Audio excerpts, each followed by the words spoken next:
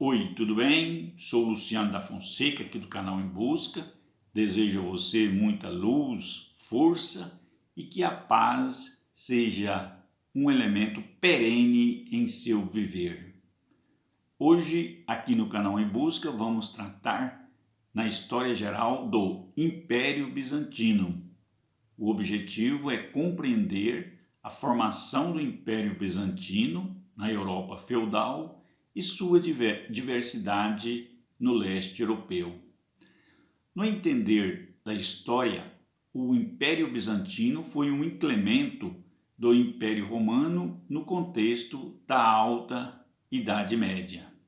Segundo Kaplan, a capital política e religiosa do Império Bizantino era Constantinopla, que suportou a divisão e a decadência do Império Romano do Ocidente em 476. Assim, Constantinopla prosperou por mais de 1000 anos, até a sua derrocada final diante da expansão dos turcos otomanos em 1453, início da Era Moderna. O Império Bizantino se afirmou a partir do governo de Justiniano. Conforme Arruda, Justiniano, ao se casar com Deodora, sofreu bastante influência da mesma em suas decisões políticas e militares. Nesse contexto, o imperador Justiniano era chamado pelo povo de um imperador que nunca dorme. Com isso, lançou um projeto de restauração e unificação do Império Romano, que buscou recuperar a nobreza, a economia, a arte e o comércio do antigo Império Romano. Segundo Ione, entre os feitos de Justiniano, o principal foi a codificação do direito romano, também conhecido como Código de Justiniano. Este código de lei era dividido em 4 partes essenciais e é considerado um presente para a cultura ocidental. Entre suas partes destacam o Corpo de Direito Civil, o Digesto, a Instituta e a Novela. Além do corpus jurídicos do imperador Justiniano, o mesmo se destacou no confronto contra os persas, construiu o Templo de Sofia, expulsou invasores bárbaros e resgatou territórios importantes para o império. No entender de Franco Júnior, Justiniano era um déspota e com isso seu governo sofreu uma grande oposição, ou seja, uma imposição política muito forte. Um fato que mostra essa realidade de autoritarismo, conservadorismo, imposição e domínio foi a chamada Revolta de Nica, ou seja, essa revolta vai acontecer em 532, quando uma competição de cavalo no hipódromo de Constantinopla houve uma revolta popular que estava muito agitada a cidade durante essa festa, durante essa competição.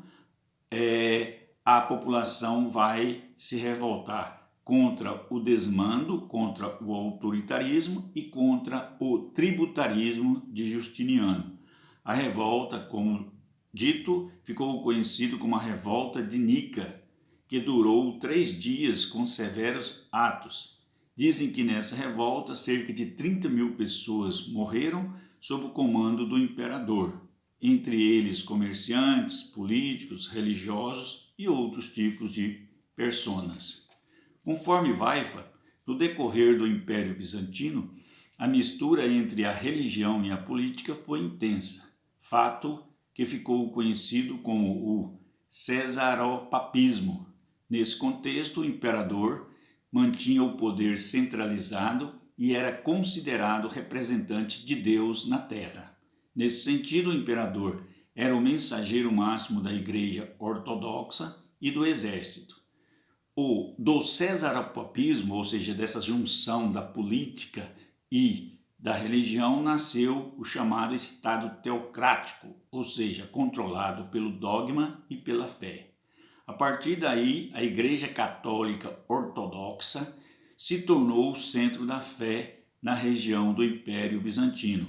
Desse modo, a Igreja Ortodoxa foi representada por 3 caminhos bem definidos: o monofisismo, que acreditava que Cristo era o ser divino e que nunca veio à Terra; o arianismo, que afirma que Cristo foi apenas humano; e o movimento iconoclasta, que não aceitava imagem de santos, o que posteriormente ocasionou numa guerra, conhecido como a Guerra da Questão Iconoclasta. Na visão histórica, a sociedade bizantina se diferenciava da sociedade medieval clássica. Assim, era dividida em várias categorias, como a nobreza, o clero, a aristocracia rural, os comerciantes, os artesãos. Todavia, a maior parte era formada de pobres, ou seja, de camponeses que cuidavam da agricultura. A sociedade bizantina era muito desigual e marcada pela exploração. Conforme o livro didático, na cultura do Império Bizantino, a arte se destaca, como, por exemplo, a arte religiosa e a arte laica, com cores marcantes, e tudo era basicamente voltada, como dissemos, para a vida religiosa. Havia destaque para os afrescos, os ícones religiosos, as miniaturas, fazia pinturas da Virgem Maria, do Cristo, e suas esculturas tinham muito rigidez e uniformidade. Por outro lado, a arte bizantina existia um contexto muito forte de uma arte geométrica, ou seja, bem determinada, bem terminada, com folhagem estilizadas. Segundo Souza, as principais características da arte bizantina são a natureza majestosa, a grandiosidade, a riqueza e o poder em detalhes. Ligação também com a arte religiosa do mundo cristão e com a arte da política, ou seja, a mistura do sagrado e da política era muito bem representado no contexto da arte bizantina, principalmente com figuras de personas importantes. Conforme Andrade, na sociedade bizantina era comum a população se divertir, principalmente no teatro e no hipódromo.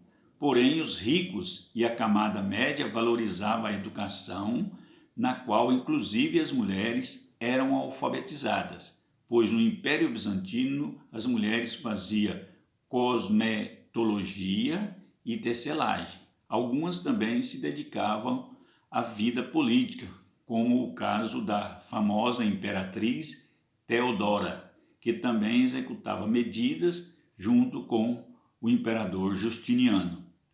A geopolítica do Império Bizantino foi marcada em volta do Mediterrâneo, ou seja, o Mediterrâneo é o centro do poder econômico, do poder cultural, do poder político. Segundo a geografia, Constantinopla, capital do Império, se estabeleceu no encontro das rotas comerciais. Em seu auge dominou a Eurásia e o norte da África. Portanto, o Império foi representado no Mediterrâneo por meio de um grande comércio de tecidos, de produtos agrícolas e também o domínio da força, ou seja, as marinhas mercantes muito forte nesse processo. O Império vai se destacar também nas guerras. Por exemplo, ele vai derrotar a Pérsia, vai derrotar a China e a Índia, e depois desses conflitos vai estabelecer grandes relações nesse sentido, principalmente no sentido comercial. Pelo Mediterrâneo vai passar alguns tipos de produtos, como por exemplo temperos, ambar, joias, tecidos de seda, porcelanas, escravos, marfins, peça de ouro, peça de papiro e outros tanto. No contexto do comércio bizantino, outra importante fonte econômica era a venda do trigo, principal alimento, e que toda a renda era destinada ao governo.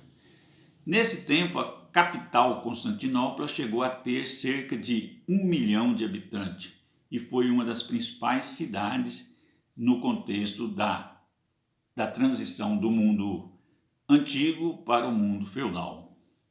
Assim, Constantinopla sempre foi alvo da cobiça, do desejo e da invasão de outros povos. Portanto, vários povos bárbaros tentaram invadir Constantinopla, como fez com Roma em 476. Esses ataques, ameaças foram responsáveis paulatinamente pelo enfraquecimento da defesa de Constantinopla e pela diminuição gradativamente do seu território. Enfim, a derrocada final de Constantinopla se deu a partir da invasão do turco Mehmed II do Império Otomano, que avançou sobre Constantinopla em 1453 e colocou o fim no Império Bizantino.